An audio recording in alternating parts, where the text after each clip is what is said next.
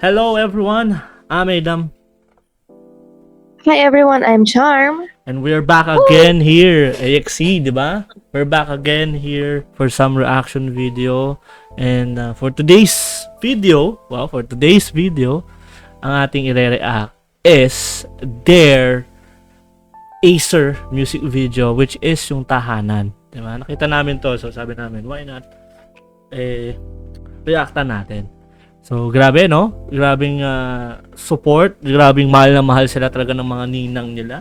Diba? Oo nga. Kumbaga, if I'm not mistaken, tama ba, Charm? Like, may nabasa kasi ako na isang asset nila o isang nag-promote sa kanila talaga sa AAA is Acer. Kasi parang isa sa malaking sponsor ata ang Acer at that time. And syempre, knowing SB19, sabi rin sa mga nabasa ko na lumaki daw talaga ang sales ng Acer because of SB19. Kaya ganun nila bina-value, ganun nila pinapahalagahan ng ating mahalima, 'di ba? And kudos to Acer, kudos to SB19. And syempre, sobrang lupet nung AAA na 'yon, 'di ba? Di man namin nakagawa ng reaction video pero sobrang solid. Kaya 'yun, eto, ngayon magre-react tayo sa kanilang bagong release na music video dito sa Acer, which is yung Tahanan. Okay, Charm, anything or anytime pala, anything tuloy. Anytime, bilang ka na, you may start the video. 1, 1, 2, 3. 2, 3. 1, 2, 3. Like that. Alright, let's go. 1, 2, 3, go. At least, yeah.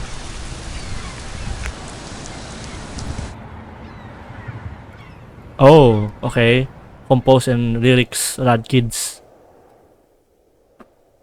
Wow. Pogi naman ni Pablo eh. Pablito. Ay.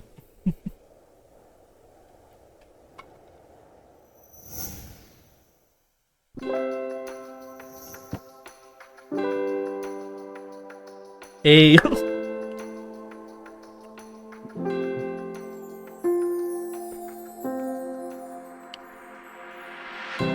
Nais kong marinig ang tinig mong yakap, sa lamig ay pumapawi.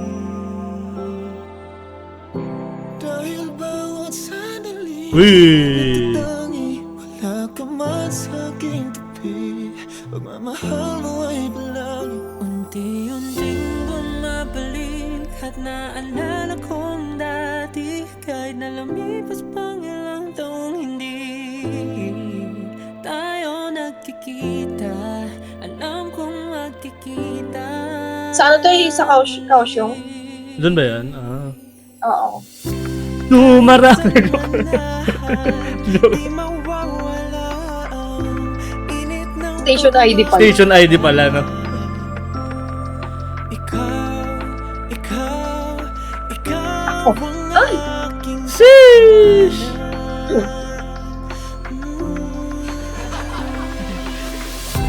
teka, iyo bang naalala? Sorry. Saya-saya kung magkasama, yung bigla-bigla na lang tayong tatawa. Haha, tipong di mapigil kakahawa. Dito lang ako, tawag ka lang pag meron kang problema. Kahit ano pa yan, basta wag lang pera. Wag lang pera. Biro lang, di ko Pera. makakayang Tama. paniwalain ka. Unting nananabik at nanonambalik ang mga ngiti, kapag naiisip kong malapit na tayong magkita muli. Lagi panalangin sa tuwina, dumating Grabe talaga ang kapulungan ni Ken. Ano? Black hair.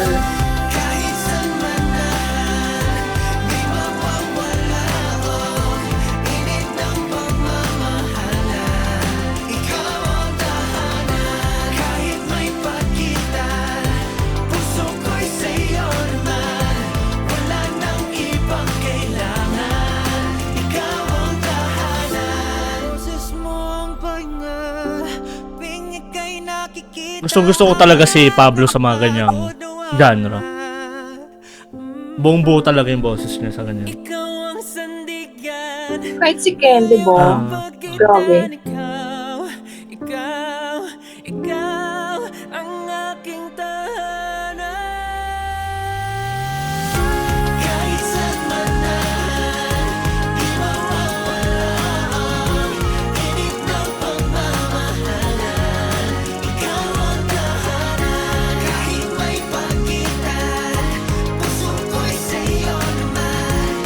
Ang cute. Ano yun, parang ano? Bear ba yun? Oo.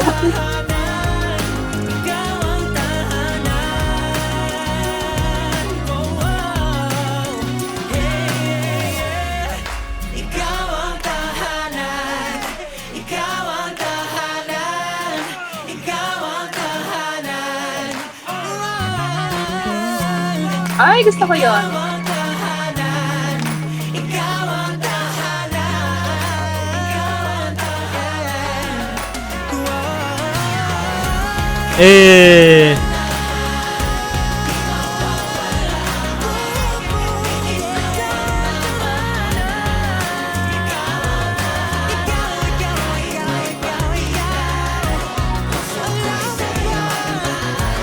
Guys, keluar ni Candy. oo nga. Ay, ang cute. Wow, architecture. How sure? Acer. That's really Wow. cute.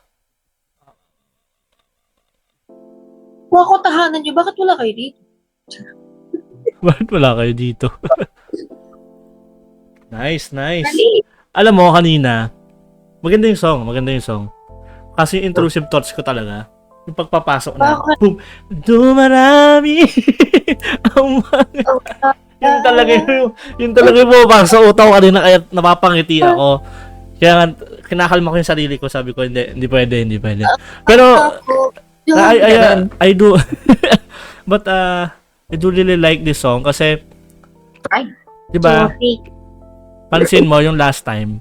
I mean, okay yun. Like, yung sa G22, yung Limitless, di ba Acer din yun, if I'm not mistaken? Yeah. Si Pablo rin yun, yung parang nag-produce. Doon kasi, mas pasok na pasok yung identity ni Acer. Yung mga lyrics niya, Limitless, AI, di ba yung mga ganun. So, mas Acer na Acer. Dito mas, I mean, hindi ko naman sinasabing mas hindi siya maganda yung sa G22, pero sinasabi ko lang mas prefer ko yung ganito na kahit sabihin mo na ad music video siya for an ad, it's a ano talaga, yung song talaga is yung lyrics, 'di ba? Kumbaga, in-incorporate lang na ginagamit nila yung laptops o yung devices ng Acer, and at the same time talagang parang pwede maging standalone yung song, which is itong tahanan. And maganda ng meaning. Kasi, parang tingin ko nga, pampasko talaga yung ano eh. Kasi may mga narinig akong tunog ng Pasko, yung mga parang, mga bells, may mga parang, ting, ting, may mga ganun, di ba? Kaya siguro yung intrusive thoughts ko kanina, sabi ko parang, ano na, ano ba to? Station ID. But anyways, ayun. Yun nga, hindi ko sinasabing hindi ko gusto yung sa G22, pero sinasabi ko lang na mas prefer ko yung ganito na ipapasok na lang nila yung parang kumbaga sa isang ad song, i-incorporate na lang nila sa scenes yung Acer ganyan, hindi sa lyrics, para at least, diba, pwede siya maging stand-alone, or though ano naman is ganon, pero siguro sa preference ko lang. But I do appreciate both, pero for me, ito talaga yung parang it's a good song. It's for me, 'di ba? And sabi ko nga, ang ganda nung pagkaka-arrange, and maganda rin yung pagkaka-produce nila doon sa song. Ganda rin nung bandang bridge part ba 'yon, or basta yung sabay-sabay sila. May uma-adlibs, may melodies. So, yeah, sarap sa tenga. So, yun. Ikaw, Char. Dumarami. Oh. Hindi, Kwento oo. ng Pasko. Okay. Hindi, yun nga masasabi ko. Bakit sinasabi niya ikaw yung tahanan, ba't wala ka dito? Kagay. Hindi kasi, maganda din to. Kasi diba, syempre, ano nang Acer, tapos, ayun din, sabi din sa description, a sense of home that grounds us and gently calls us back. Hindi lang siya about Christmas or anything. Sinasabi dito na you are ikaw yung tahanan mismo. Not totally ikaw, but your presence, ganun, parang ganun. Yes. Yung presence na feel ko yung nagiging home when I'm with you. Ganun. So kahit saan man ako dalhin, ikaw pa rin yung tahanan ko. Ikaw pa rin yung description na yun. Pero pasok na pasok din nga talaga siya sa I think yun nga, for Christmas to, pasok na pasok siya dun sa team na yun kasi it's tahanan, di ba? It's all about our homes. Oo, It's all about, tsaka kasi, yun nga, sabi, wherever life may take us. Syempre kasi, hindi naman lahat magkakasama kapag Pasko din, di ba? Pero kahit na magkakahiwalay saan man, nasaan ka man and everything, you feel the warmth nung taong yun. Kung sino man yung ano mong tahanan, diba? Yung pag ganun. yes. And maganda din yung meaning ng song, yung lyrics, syempre. It's very Filipino And- din, no? It's very Filipino. Oo. Tapos, wala, ang cute-cute lang nila. Guys, candid to ha. Kunwari, masaya. Ang ganda din ng mga shots eh. No? Ang ganda din ng mga shots. Oo. Pati yung pagkaka sequencing Simple lang niya. siya. Alam mo yung parang, project sa school. Guys, isang araw lang to. Pero good quality. Isang araw lang natin itong isushoot. Mm. O kung ano-ano na lang gagawin natin ha. Parang ganun yung vibes niya. Pero, sobrang gandang quality. Ganun. Tsaka yung mga candid moments, di ba? Parang random talaga. Which is, nakakapagbigay ng kumbaga parang sa yan eh, di ba sa isang pelikula. Parang kahit wala di siya nagsasalita, parang nakakapagbigay ng somehow storytelling dun sa elements ng music video or parang basta nakakapagbigay siya ng buhay habang kinakanta nila yung syempre yung tahanan. So may mga iba't ibang scenes na pinapakita. And I appreciate that kind of ganun yung vibes ng music video. Ang cool lang. Ang cute and ang ganda din kasi ng quality. And maganda rin yung lugar kasi talagang alam mo yun. Pati yung dulo sabi ko architecture, wow, ganda. Yun ata siguro yung tahanan nila. Yun yung tahanan talaga. Tapos gusto ko yung ibang scenes dito na parang kinuhanan siya sa lumang camera. Lumang camera. Parang retro something. I forgot. Oo, ang angas lang din. Ayun nga, parang talagang para sa akin kasi parang yung mga ganong klaseng elements, di ba parang dahil medyo retro looking siya, parang it gives you yung parang flashbacks or parang memories. Basta yung concept na parang memories or nostalgic siya. So parang basta ganun yung kinikwento or pinoportray. So pag nakita mo kasi yun, parang uy, ang ganda, memories natin, parang old kasi siya. So parang gano'n. Parang nagre-reminisce, parang gano'n. Di ba? Yeah.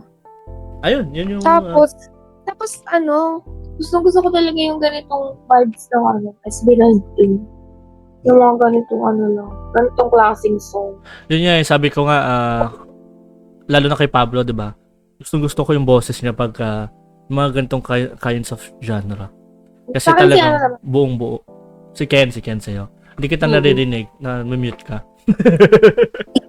Sorry. Ayun. Si Ken yung gusto kong kapag ganitong klase ng genre ng song. Si Ken yung gusto ko. Kasi, lumalabas yung voice talaga niya kapag ganitong klase ng song. Kasi, syempre, may sarili naman siyang flavor when it comes to singing. Syempre, yung flavor niya, nilalabas niya sa ibang genre ng songs nila. Lalo na kapag solo song niya. Pero yung ganitong kanta, sabi ko nga, diba, napag-usapan natin last time na sa SB19, ito yung identity ni Ken. Pero, kapag hindi mo kilala si Philip o si Ken, which is yung solo, which is Philip nga, ito yung sabi ko kay Charm, yung perspective ko, pag hindi mo kilala si Philip, mawiweirdohan ka sa kanya. Kasi iba yung style niya talaga, iba yung dating niya when it comes sa solo niya. Kasi iba talaga eh. Hindi siya yung pang mainstream na, alam mo yun, parang hindi, how can I say this? Maganda yung artistry. Hip-hop, ano kasi siya eh. Parang hindi kagad lahat ng tao maintindihan yon. Talagang may art behind it. Kaya pag hindi mo siya kilala, mahirapan kang, alam mo yun, unawain. Pero that's what I really like kay Ken kasi hindi siya natatakot i-portray yung gusto niyong artistry. Oo. Actually, lahat naman kasi sila. May iba't ibang flavor kapag solo sila. Si Ken talaga yung ibang-iba. Yung kay Ken kasi syempre hip-hop ano din siya eh. Same sila ni Josh. Parang Sila rin ni Josh. hip-hop and rock. Rock, ganun yung mga styles niya. Oo. Parang silang hip-hop ano ni Josh. Pero mas parang mas maano tong si Ken dun. Di ko maano yung Mas ma-hip-hop mas lean sa hip-hop si Josh. Tapos si Ken, may pagka-hip-hop siya, pero may pagka-rockish and ano siya, iba pang forms of ano. So yun, genres. kung hindi mo siya talaga, kung hindi mo kilala yung SB19, to siya kilala mo siya, pre, ibang-iba. Kaya pag kilala mo yung SB19, tapos hindi mo siya kilala na, as Philip nga sabi mo, mawiwirdohan kayo, like, Oo, parang, ba't ganun siya manamit, di ba? Parang ano yun, di ba? But, Alam mo, pananamit pa lang, di ba? pero yeah, yun yung Tapos, something unique about them. Tapos sa ano pa niya, sa voice pa niya, di ba? Kapag kanta ng SB19, sinasabi kinakain ni Ken yung pagkanta niya. Pagkanta. Di ba? Pero kasi yun yung yun yung flavor. But when it comes to this genre of songs, talaga, lumalabas yung Yung ano niya, voice yung niya. yung quality ng boses niya, di ba? Yung ibang side ng voice niya. Kasi di ba madalas ang ano niya, malalim. Tapos, as in yung para talaga hindi mo na maintindihan. Siguro kaya lang siguro mas nag-lean ako towards Pablo. I mean, magaling sila lahat mga 18 na nanonood. Magaling sila lahat. Pero sinasabi lang namin yung preference namin.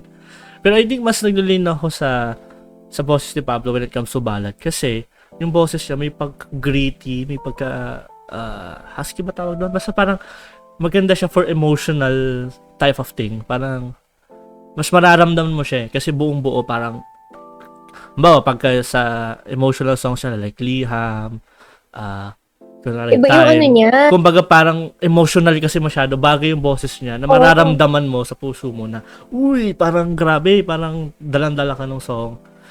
'Di ba? Doon pa lang sa ano nila eh. Sa kantang Ilaw.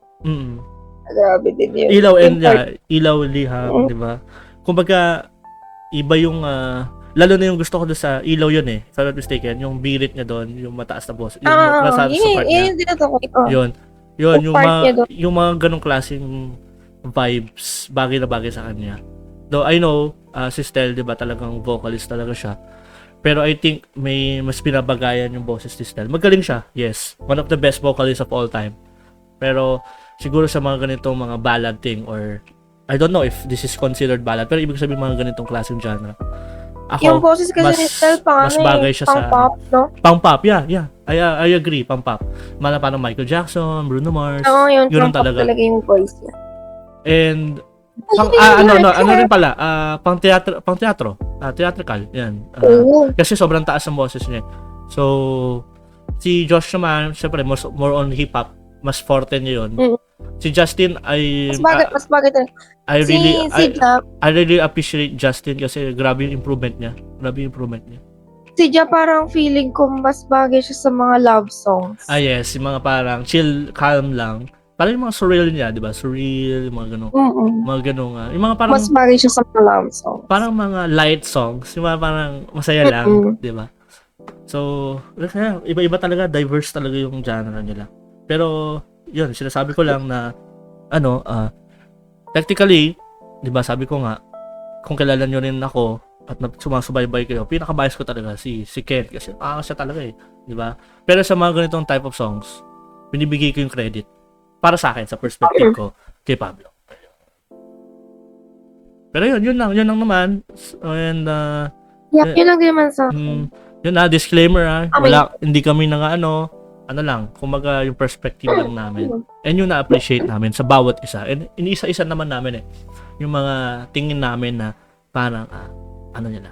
But, napatunayan naman nila na talagang sobrang versatile sila. Sobrang, alam mo yun, sobrang lawak ng mga kaya nilang gawin. And especially Ja, I appreciate nga, sabi ko kanina. Lalo na pa nag-perform ng live. Dati sumasablay siya Ngayon, grabe. I mean, makikita mo nagpa-flat, nagsha-sharp minsan. Kasi normal yun, that's life. And that's humanity, di ba? Pero, grabe yung in-improve niya na, stable na niya na. Hindi na siya basta-basta bumibigay. Kaya kudos to talaga to Justin. Pero yun, overall, really like this song, appreciate, and pasok na pasok. At magandang bungad ng Christmas, di ba? Kasi may ganito silang another one. And of course, thank you rin sa Acer for supporting them and yun nga, pushing them more. Syempre sa mga ganitong klaseng contents and sa mga promotions pa. Di ba? Kaya yun, ikaw, anything else, Charm, before we end? Wala naman. Wala na. Hindi nang Acer, baka na. Baka naman. But yun, syempre sa mga 18 na nanood dito hanggang dulo, syempre thank you so much for for your time and for making time for us to watch this reaction video. And if you have thoughts, suggestions, just comment down below. Feel free, kami mabasahin namin yan and magko-comment naman kami kapag talagang nabasa rin namin. So yun, thank you so much and stay safe, continue to stream SB19 songs and of course continue to support them and as well P-pop na rin or OPM, 'di ba? So maraming salamat, take care, please follow us sa aming mga socials and if you like this video, i-like nyo na rin. Thank you and God bless us all. Bye. Guys, uy, Oy. What? Merry Christmas! Yes, Merry Christmas. Sorry. Nakamas ka ba? Namamas ko kami. So, alam nyo na yun. Pero yun, thank you so much once again. Bye-bye. Merry Christmas. Bye-bye.